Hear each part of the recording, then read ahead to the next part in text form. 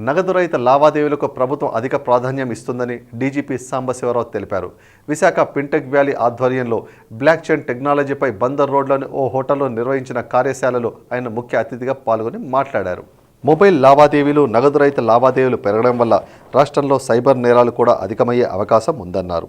సగటున 100 సైబర్ నేరాలు సంభవిస్తే అందులో 10 కేసుల వరకు వస్తున్నాయని, ఒక్క కేసు మాత్రమే ఎఫ్ఐఆర్గా నమోదవుతుందన్నారు. ఇలాంటి కేసులను సమర్థంగా ఎదుర్కోవడానికి బ్లాక్ చైన్ టెక్నాలజీ దోహదపడుతుందన్నారు. ఈ తరహా టెక్నాలజీని అమలు చేస్తున్న రాష్ట్రంగా ఆంధ్రప్రదేశ్ ప్రథమ స్థానంలో నిలుస్తుందన్నారు. The entire game changing disruption of technology, whatever it is, very tough.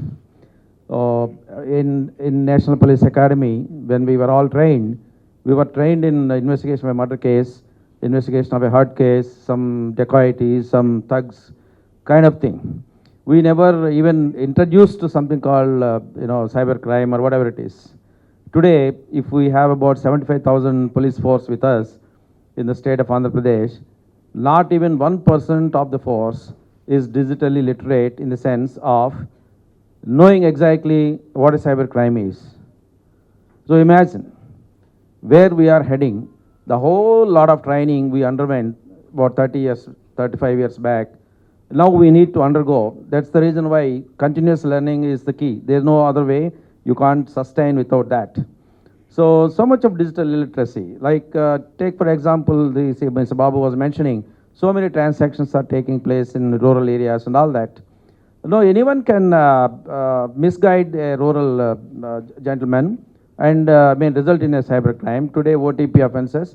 So we very honestly, the number of cyber crimes, if I have to give a ratio like Pareto's principle or Steve Covey's principle or whatever it is, if 100 crimes do occur, 10 are being reported and 1 is being registered.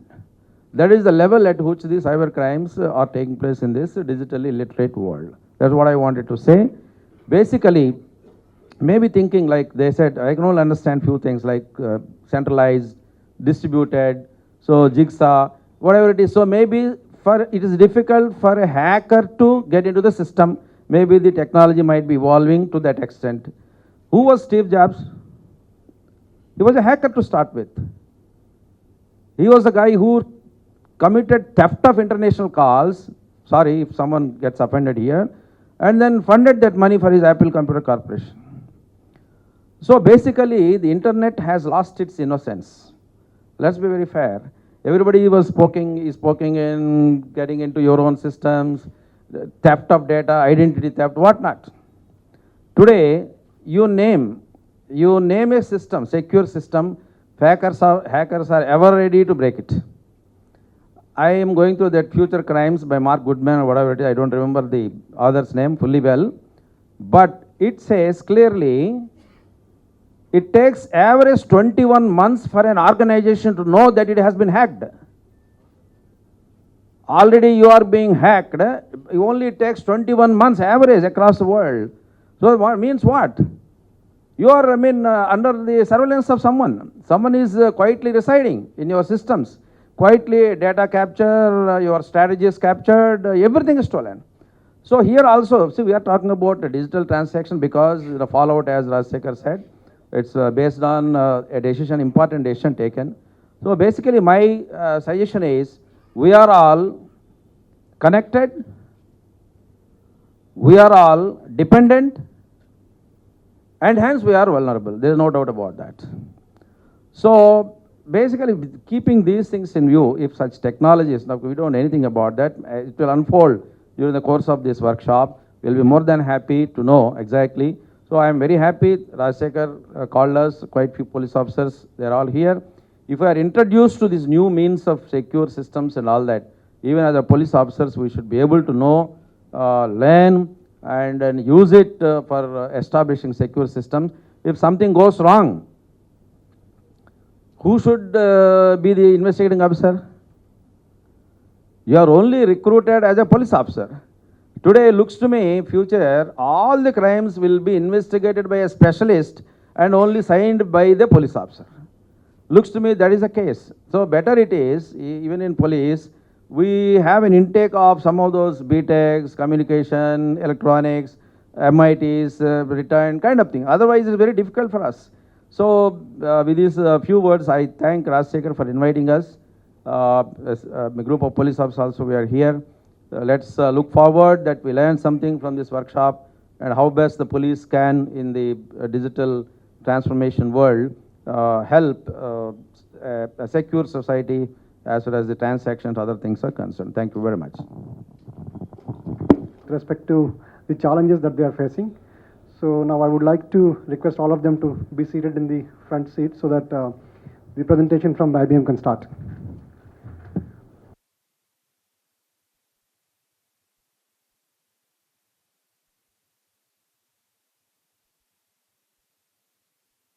When a villager or when a farmer buys something, or pays for a thing, that's a transaction. Or if you're going and submitting a document to a government organization, you can think of that as a transaction. So any transactions. So we all know what a ledger is. Think of it as a digital ledger. So it's a record of all transactions that are being performed in a certain domain. The viewpoint, right? One government organization shares some information with another organization, right? So blockchain itself came out of this thing called Bitcoin, which all of you may have heard of. There's a lot of want to do business together. Use cases.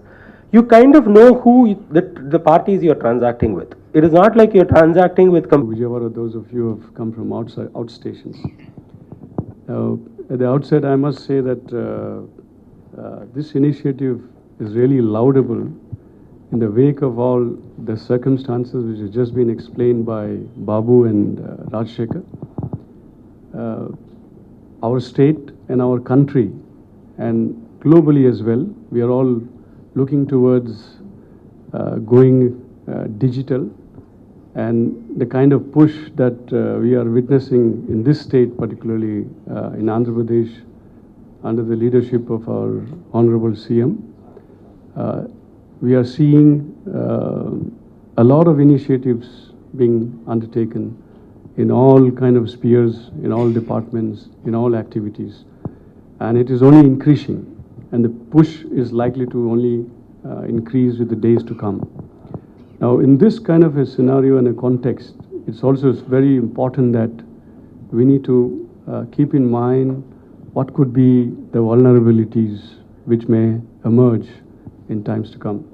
Now, as on today, we are, from the police side, we are only seeing a very rudimentary kind of, offences that is being committed. People taking advantage of this kind of a digital cashless engagement. But I'm sure it's just a matter of time that we also need to be prepared to face situations and circumstances where it would be a very sophisticated interventions. So in that kind of a situation which may emerge, it's necessary that we look around at the various available technologies, what is prevailing globally.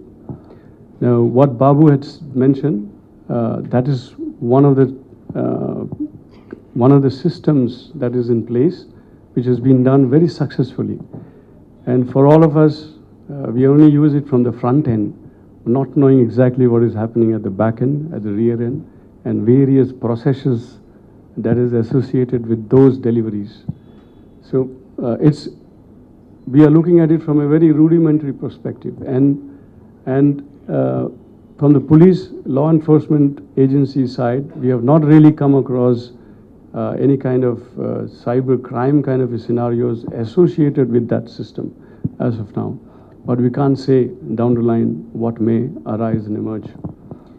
So we are also in the police department, as our DGP would also mention, that we are looking at capacitating ourselves and preparing ourselves what is likely to emerge in this kind of a scenario.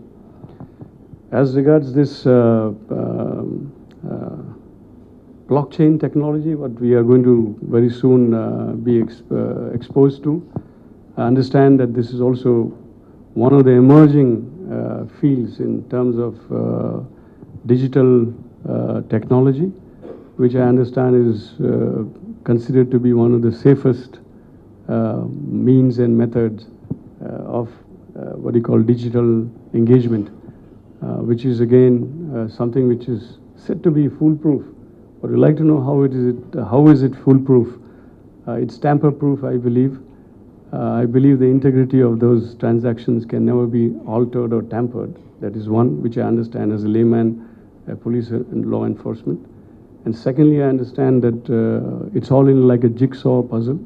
Like a jigsaw, information will be stored at different compartmentalized in bits and pieces. And it becomes difficult for someone to really gather it together unless he or she has the code or an access to garner all these bits together and understand what it is. So it sounds to me as a layman, it really sounds very appealing and sounds very logical and sounds very interesting. So we are really looking forward to see what Bitcoin technology is, and perhaps it could be the way forward.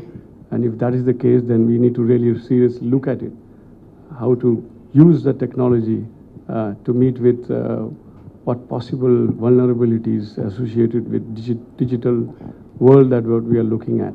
So with these few words, we are really looking forward. I must thank Rajshekhar and all those who are associated with Government of Andhra Pradesh for taking this initiative to put forth this workshop to expose us to this new technology. I'm looking forward.